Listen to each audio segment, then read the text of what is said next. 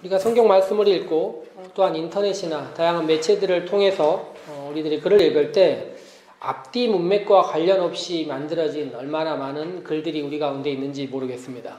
흔히 요즘 SNS 같은 매체들 보면 일명 짤이라고 부르는 간단하게 몇 분짜리 혹은 1분짜리로 줄여져 있는 영상들이나 이야기들을 보면 말입니다. 이게 상당히 많은 위험성들을 내포하고 있다 말할 수 있습니다.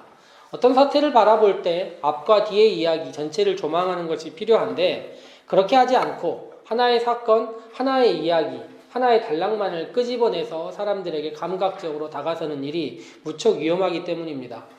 이것은 우리가 시대를 바라볼 때도 무척 중요한 의식입니다. 우리가 현재 어떤 일어나 있는 일 하나를 바라볼 때는 그 전에 있었던 일들, 현재의 일들, 그리고 앞으로의 일들에 대해서 함께 살펴보는 역사의식 이런 거 무척 필요하다 말할 수 있습니다.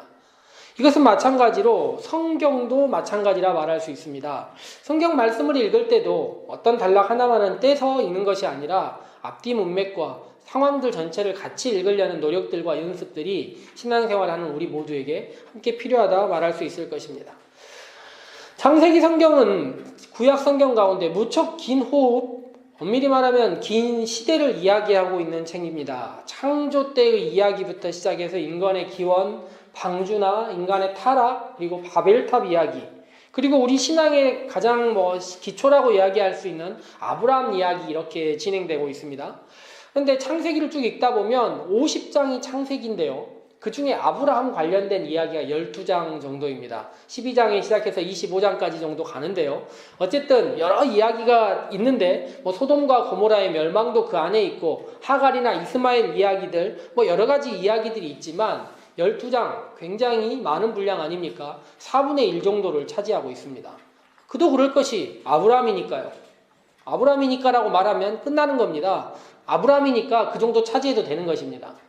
근데 우리가 오늘부터 읽기 시작하는 요셉이 있지 않습니까? 요셉이 13장이에요.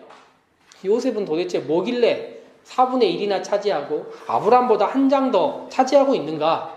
이건 무척 궁금한 일이라 생각할 수 있습니다. 그래서 목사가 읽는 성경도 있지만 우리 성도님들께서 이제 몇 주 동안 요셉 이야기를 같이 읽으시면서 하나하나 요셉의 어떤 이야기들인가 생각해보면 괜찮을 것 같다 생각이 들었습니다. 이것은 목사의 해석이기도 하지만 성도님들이 일주일 동안 말씀을 읽고 일상을 지내면서 본인의 해석으로 요셉의 이야기 같이 읽어도 좋겠다. 아브라함과 맞먹을 정도로 긴 이야기를 가지고 있다면 이건 분명히 의미 있을 것인데 그러면 우리의 신앙생활과도 연관이 있을 수 있다 생각해 볼 수 있고 신앙생활 이제까지 해오셨지만 앞으로도 할 일들 얼마나 많습니까? 그런데 3, 4주 정도 집중 투자해서 요셉 이야기 한번 끝내보자. 하나 단락 끝내고 나면 나중에 읽을 때도 그때 우리가 이렇게 읽었었지 하는 기억들이 있을 수 있으니 요셉 이야기 한 3주 정도, 길게는 4주 정도 함께 잘 읽어보면서 본인의 눈으로 읽은 이야기, 앞뒤 단락 떼내서 읽는 것이 아니라 본인의 눈으로 읽은 이야기 같이 한번 읽어봤으면 좋겠습니다. 보통 요셉 이야기는 꿈에 대한 이야기로 어렸을 때부터 들었습니다. 오늘 우리가 읽은 이야기도 꿈에 대한 이야기가 2개나 나와 있기 때문입니다. 저는 사실 꿈을 웬만해서 잘 꾸지를 않습니다. 그런데 얼마 전에 제가 꿈에 대한 생각들을 하고 있었는데 바로 옆자리에 앉아 계신 전도사님이 그런 이야기를 하더라고요. 본인은 꿈 해몽을 잘하는 것 같다. 약간 터무니없는 이야기죠. 그래서 제가 제 꿈에 대해서 이야기를 했습니다. 제 꿈에 치타와 표범이 우리 아이들 방에 있었던 꿈이에요. 괴상망측하고 이상한 꿈이어서 얘기를 했더니 전도사님이 잠깐 고민을 하더니 네이버에 검색을 시작했습니다. 네이버에 전문가들이 많이 계시더라고요. 치타와 표범의 차이에 대해서 설명을 해주면서 다양한 이야기들을 하는데 꿈보다 해몽이라고 어쨌든 꿈을 꾼 사람이 많은 것만큼 해몽하는 사람들, 꿈에 대해서 해석해보려는 사람이 많다 이 생각을 갖게 되었습니다. 그런데 꿈에 대한 생각을 하다 보면 남의 꿈을 풀어가는 사람들은 그 꿈 안에 자기를 투사하고 들어가는 것처럼 여겨지더란 말입니다. 그래서 어떤 생각이 드냐면 꿈이 좋은 꿈이라면 그런 꿈이 나에게 이루어지기를, 나쁜 꿈이라면 그런 것이 나에게 오지 않기를 바라는 마음에서 해석하고 투사하고 설명하는 많은 이야기들 생각해 보았습니다. 이병률이라는 시인이 있는데요. 이 시인이 쓴 시 중에 이런 것이 있어요. 나는 가진 것보다 가지지 않은 것을 버린다. 저는 이거 읽으면서 가지지 않는 것이 무엇이냐 이런 생각해봤어요. 우리의 꿈이 아닌가, 헛된 생각들 이런 것들이 아닌가 생각하는데 시인이 생각할 때 가지고 있는 것 버리는 것보다 더 어려운 것이 가지지 않는 것들을 버리는 일이 아닌가 생각해 보는 것입니다.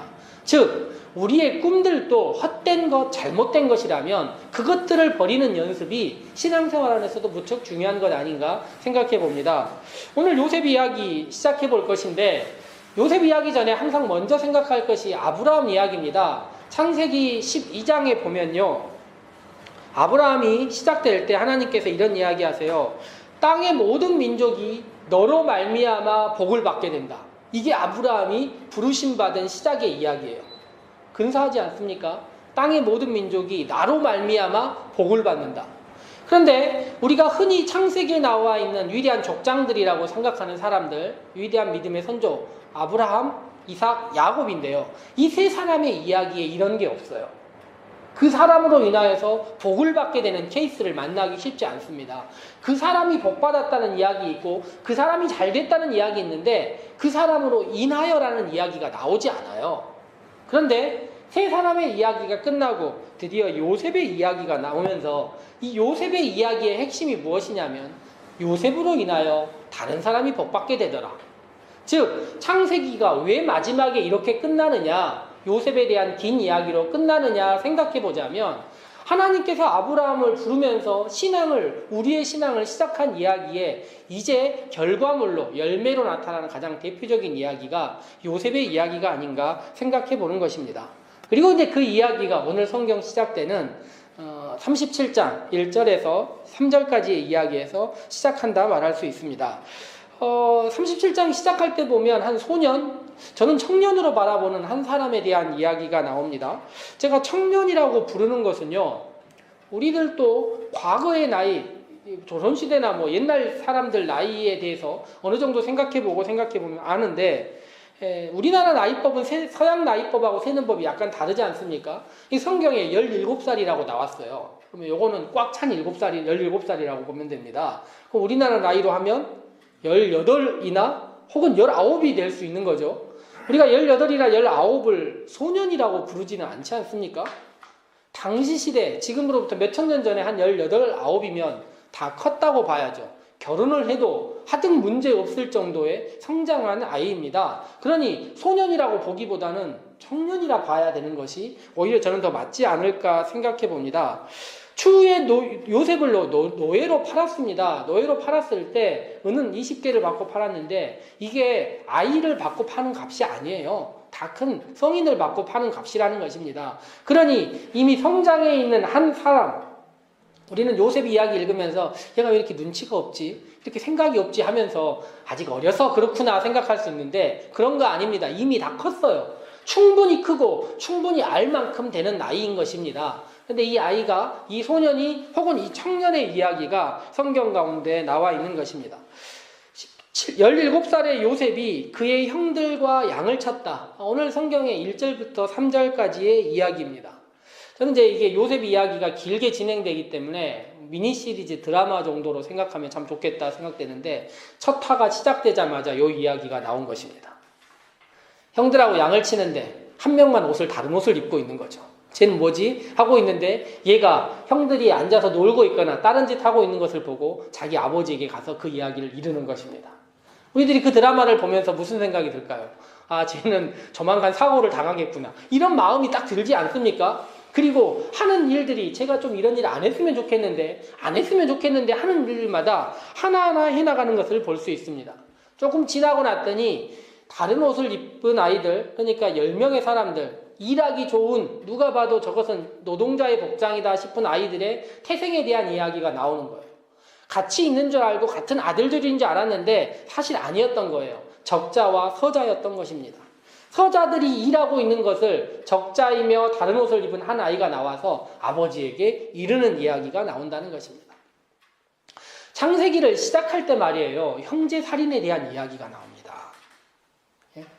가인과 아벨 이야기가 나오면서 에덴 동산 바로 다음에 형제 살인에 대한 이야기가 나오는데 창세기가 끝날 때쯤에도 다시 이 형제들 살인에 대한 이야기가 나오는 걸 봐서 인간은 이 긴 세월 동안 정말 한 치 앞도 나가지 못하고 있을 때가 많구나 하는 생각들이 듭니다.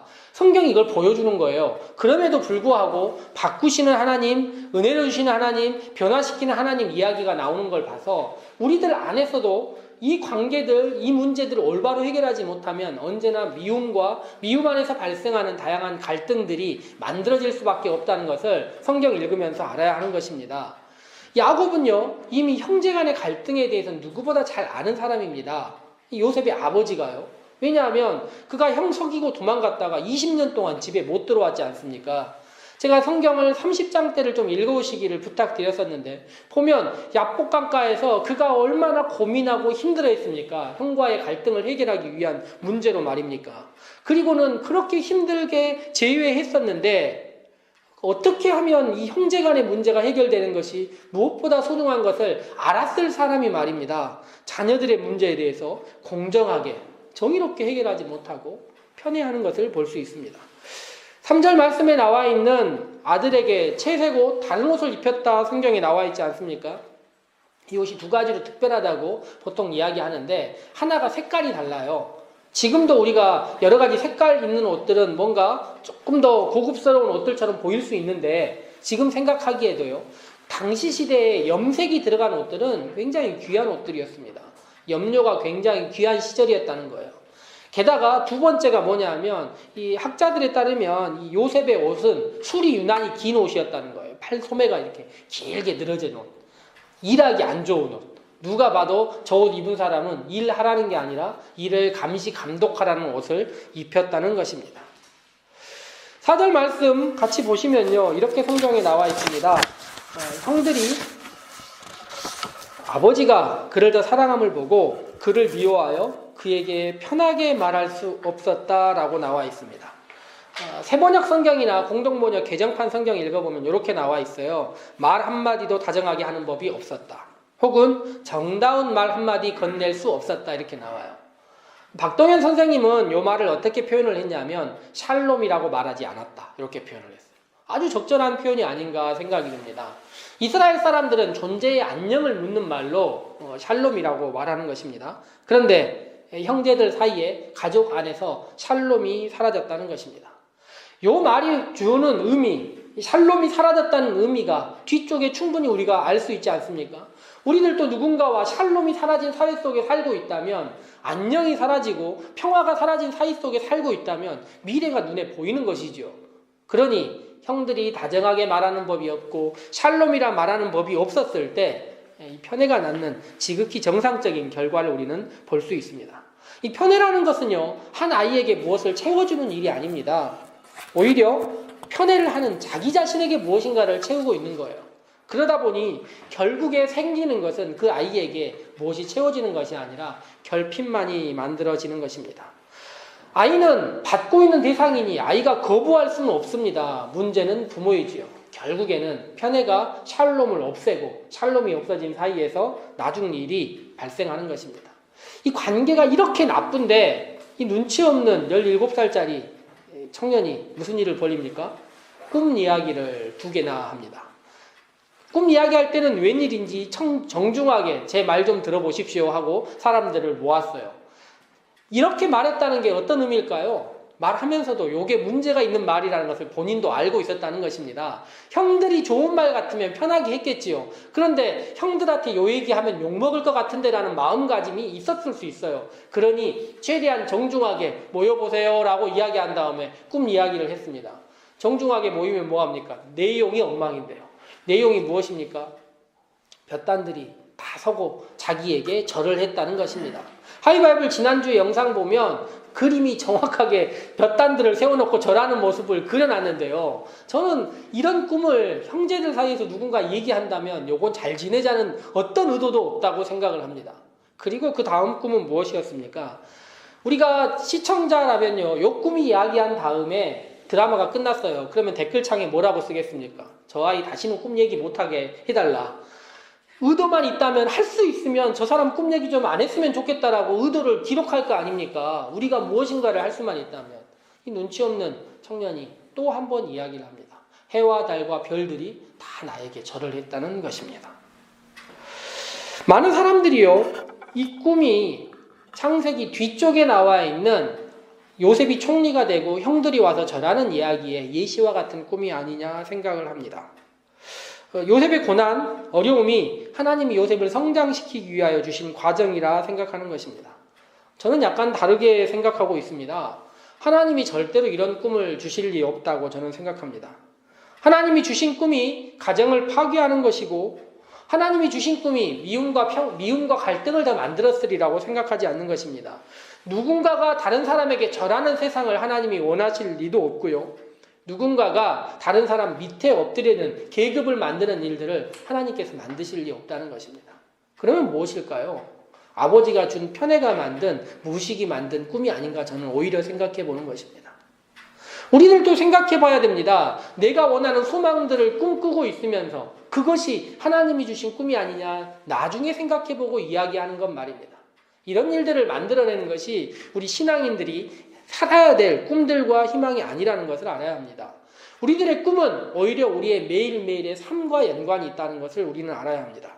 우리들은 오늘을 살면서 이렇게 살면 내일이 어떻게 될 것이라는 것을 대부분 조금씩은 알 수 있습니다. 예를 들어 생각해 보십시오. 밤 11시나 12시에 무엇을 먹고 자는 삶은 말입니다. 밤 11시에 배가 고파요. 그래서 뭘 많이 먹어야겠다 생각하고 배고프니까 먹으면 다음날 아침에 어떻게 될 걸 모릅니까? 대부분이 알지 않습니까? 아침에 붓는 몸으로 일어나고 아침에 일어나려니 몸이 잘 안 되는 것 누구나 알 수 있는 것입니다. 그리고 나서 그런 일이 반복된다면 우리의 몸이 어떻게 될지를 사람들은 알고 있는 것입니다.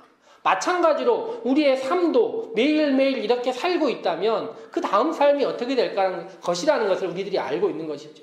즉 오늘 우리의 삶이 매일매일의 삶이 미래를 오히려 만들 수 있는 것입니다.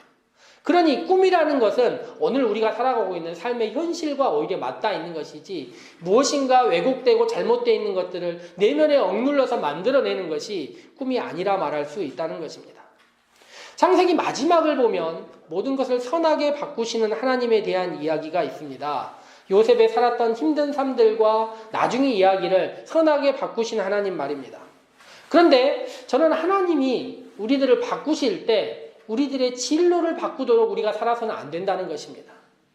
하나님이 원하시는 방향이 이쪽인데 그쪽을 가는 길에서 우리가 올바로 가지 못하고 최선을 다하지 못할 때 우리를 이끌어 가시는 하나님을 만나는 것이 꿈과 하나님의 선하심과 만나는 길입니다. 하나님이 원하시는 길은 이쪽인데 우리는 반대쪽으로 가다가 역으로 끌려가는 삶을 살아서는 안 된다는 것입니다. 그런데 많은 사람들이 자기 자신 가고 싶은 대로 가다가 끌려가는 것, 이것이 하나님의 인도하심이라 생각하고 있다는 것이죠. 한국교회의 많은 문제도 그런 것이 아닌가 생각해 봅니다. 우리가 무엇인가를 해달라고 말하기 전에 우리도 알고 있고 우리도 충분히 이성을 가지고 있으니 올바로 매일매일 성실하게 살아가는 삶이 필요하다는 것입니다. 추후에 보면요. 요셉이 요셉된 것, 총리가 된 것, 타인의 생명을 구하게 된 것은 꿈으로 인한 것이 아닙니다.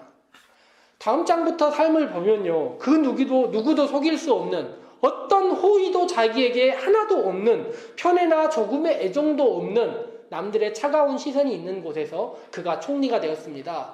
매일매일의 성실한 삶과 앞이 보이지 않았지만 하루하루 최선을 다하는 삶 그리고 그와 함께 하시는 하나님 그와 함께 하시는 하나님이 요셉을 키우시는 하나님이 아니라 요셉과 함께하는 사람들을 성장시키고 그들에게 복 주시는 하나님으로 인하여서 요셉이 그렇게 되었다는 것입니다. 오늘 성경 마지막 이야기는 우리가 읽은 다음 이야기입니다. 먼저 읽어오시기를 말씀드렸기 때문에 성경을 읽으면서 이야기할 수는 없지만 야곱과 요셉의 드라마는 결국 파국으로 치닫게 되는 것을 알 수 있습니다.